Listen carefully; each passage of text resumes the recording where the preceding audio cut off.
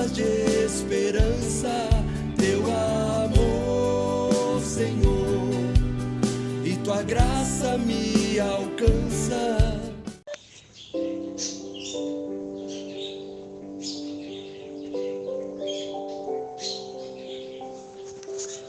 Louvado seja o nosso Senhor Jesus Cristo, para sempre seja louvado. Em nome do Pai, do Filho e do Espírito Santo. Amém. Amados irmãos e irmãs, bom dia. Palavras de esperança, eu sou João Batista. E hoje o tema, coragem e sabedoria nas palavras de Paulo. Atos 25, de 1 a 12. Louvamos a Deus por mais um dia e como os pássaros que cantam, que nós possamos nos colocar diante do Senhor e cantar seus louvores pelo dom da vida e por todas as vitórias que Ele tem nos concedido. Vamos juntos meditar a palavra e pedir ao Senhor coragem e sabedoria diante dos desafios e das adversidades da vida. Vamos juntos a partir do versículo 1, no capítulo 25, chegando já ao finalzinho da nossa meditação com o livro dos Atos dos Apóstolos. 3 dias depois de sua chegada à província, Festo subiu de Cesareia a Jerusalém. Aí os sumos sacerdotes e os judeus mais notáveis foram ter com ele, acusando Paulo, e rogaram-lhe, com insistência, como um favor, que o mandasse de volta a Jerusalém. É que queriam armar-lhe uma emboscada para o assassinarem no caminho. Festo, porém, respondeu que Paulo se achava detido em Cesareia e que ele mesmo partiria para lá dentro de poucos dias.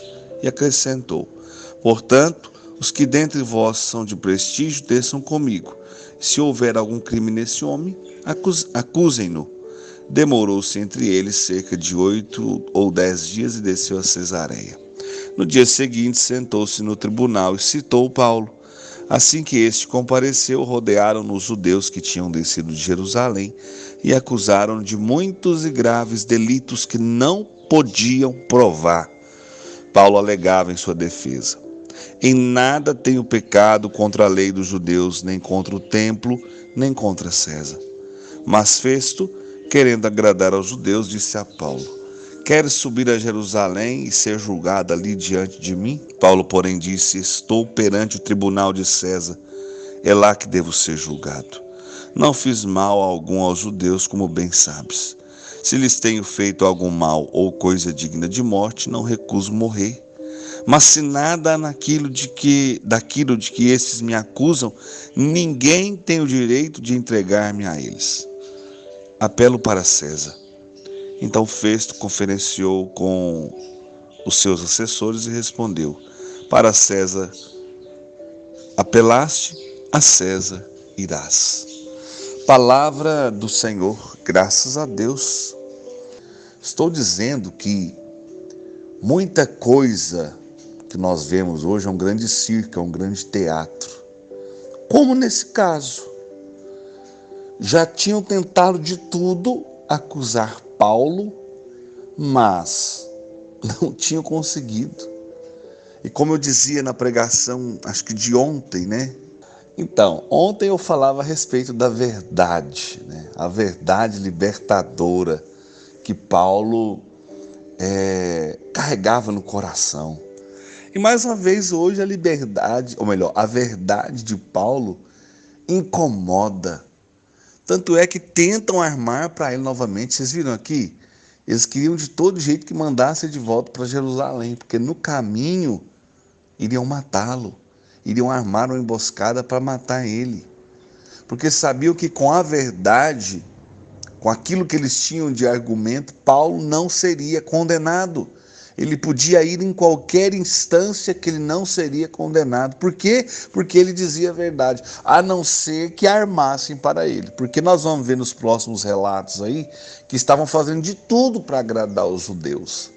Agradar os judeus é agradar a grande maioria daqueles que eram os apoiadores dos reis, dos governadores, daqueles da época. Então era mais um joguinho de interesses, do que um julgamento sério do que algo sério. Se fosse sério, na primeira instância aí de julgamento, Paulo já teria sido liberto. Nós vimos isso, né, diante de Félix, agora diante de Festo, nós vamos ver também diante de Agripa, né, o rei Agripa, nós vamos ver diante de César. Então o que não vai faltar é argumento para Paulo, porque Paulo ele sabia muito bem até onde ele podia ir, ele conhecia das leis, ele conhecia da verdade. Então Paulo não ia mascarar nada, tanto é que no versículo 10, Paulo tem a coragem absurda, porque isso aqui é muita coragem. Paulo, porém, disse: estou perante o tribunal de César, é lá que devo ser julgado, porque ele sabia que era assim que as coisas aconteciam de forma correta. E não fiz mal algum aos judeus, como bem sabes. Se lhes tenho feito algum mal ou coisa digna de morte, não recuso morrer. Mas se nada há daquilo de que esses me acusam, ninguém tem o direito de me entregar a eles. Apelo para César. Gente, isso aqui é coragem demais. Isso aqui é segurança demais. Isso aqui é liberdade espiritual. Isso é resultado de um coração batizado no Espírito Santo. Paulo não tem medo de dizer a verdade. Se eu fiz algo errado, que eu morra, que eu vá preso. Mas se eu não fiz, ninguém tem o direito de me entregar a eles. Você está entendendo, irmão? O que a consciência tranquila faz com o ser humano, com o Filho de Deus? Mesmo diante de um julgamento fajuto como esse, de uma prisão vergonhosa como essa, de articulações políticas, religiosas, independente da articulação que seja, que estavam aqui vivendo naquele momento, queriam porque queriam que Paulo morresse, porque o que Paulo pregava incomodava. E aí é aquilo que eu gosto de dizer, né? Os incomodados que se convertam. Não é se retirem, não. Ninguém tem que se retirar, tem que se converter. Tem que mudar de vida. Então a pregação de Paulo, ela incomodava tanto que os sumos sacerdotes, todos os judeus, doutores da lei, escribas, fariseus, estava tudo junto num balaio só para condenar ele, para condená-lo. Então estavam procurando de todas as formas incriminá-lo. Tanto é que nós ouvimos aqui na leitura o que o próprio São Lucas vai dizer, né, quando ele escreve os Atos dos Apóstolos. Eu quero só encontrar o lugar aqui onde eu quero falar. Só um instante, pessoal, porque fugiu a palavra que eu queria trazer vocês. Versículo 7. Assim que este compareceu, rodearam os judeus que tinham descido a Jerusalém e acusaram de muitos e graves delitos que não podiam provar. Era esse, versículo 7. Desculpa ter me perdido aqui um pouco. Então, eles não podiam provar o que eles estavam dizendo, gente. Não tinha prova. Era a palavra de Paulo contra a palavra deles.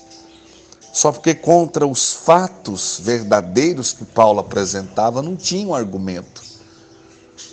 E seria muito feio para qualquer um desses importantes homens que foram citados até aqui, se Paulo diante deles fosse condenado sem ter culpa de nada.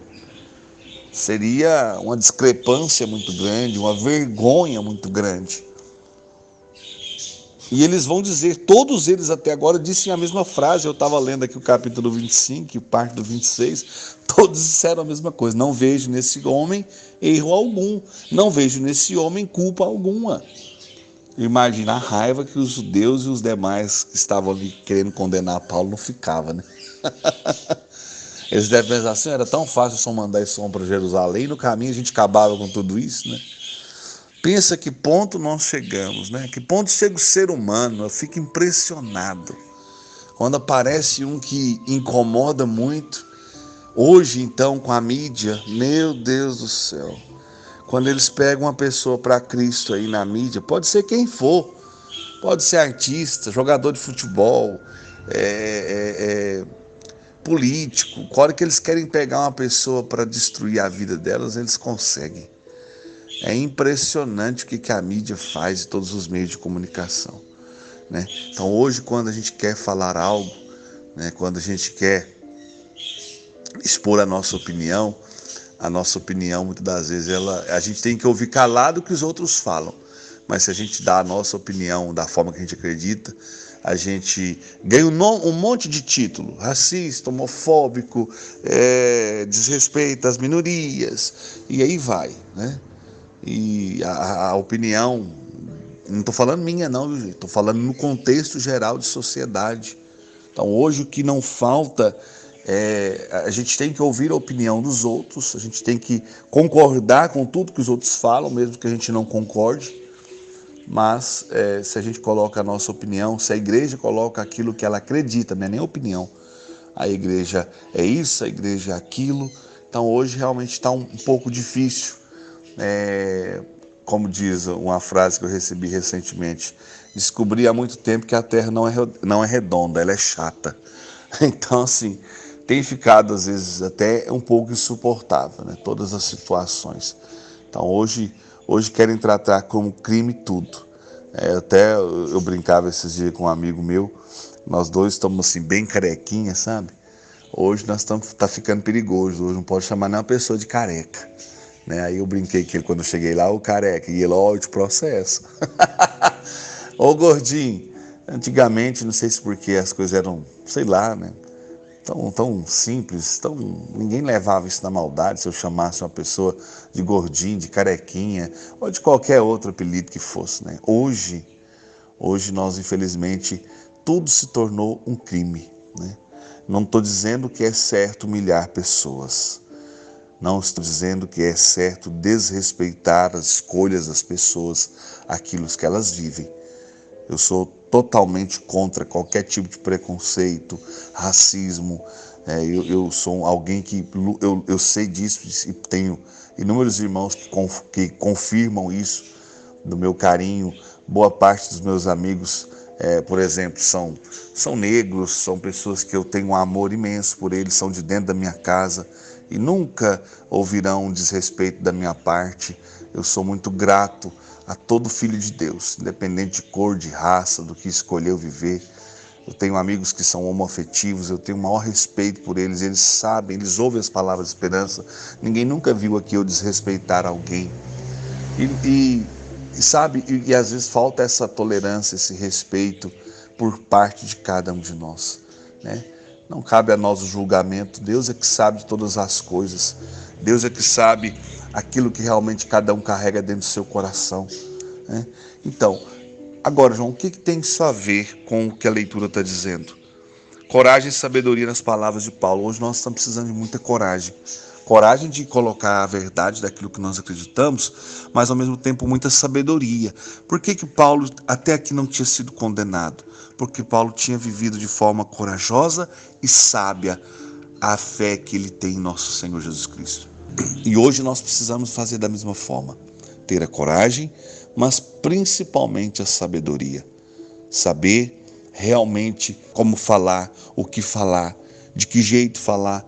Porque, irmão, corre o risco muito sério daqueles que pregam o evangelho começarem a voltar para os tribunais. E ali vão tentar de todas as formas incriminar, prejudicar, causar um alvoroço muito grande. Isso aqui que nós estamos lendo a leitura, nós podemos estar correndo o risco de começar a viver isso novamente. Porque naquela época não se tinha nenhuma tolerância para com os cristãos que começavam ali a igreja, começavam o trabalho de evangelização. E hoje não se há tolerância praticamente nenhuma para com aqueles que anunciam e pregam a palavra. É fácil de ver isso, é só você ir aí na internet e ver vídeos de padres, de pastores, de grandes pregadores que nós temos aí, graças a Deus, na mídia por todo lado. Vai lá e lê alguns comentários. Só você ir lá e ler alguns comentários.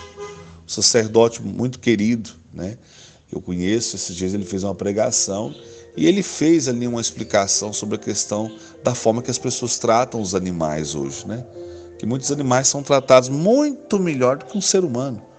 Meu Deus, achei que eles iam destruir a vida daquele padre, pelo que ele disse.